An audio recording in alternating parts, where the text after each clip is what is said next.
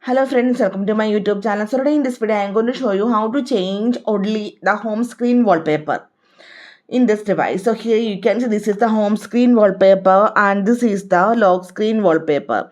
So let me show you how to change only the home screen wallpaper in this device. Simply go to settings, tap on customization.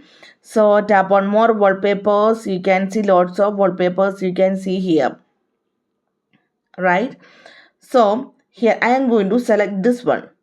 Tap on this one. Now tap on the tick symbol on the top right side. So if you want to set the wallpaper only for the home screen, select this one. Now tap on done. Go to the home screen. You can see the wallpaper is changed on the home screen. If you go to the lock screen, you can see the lock screen wallpaper is still the previous one. It does not change. So simply in this way we can change only the home screen wallpaper in this device. So hope you guys enjoy this video. Thank you for watching. Thank you. Bye bye.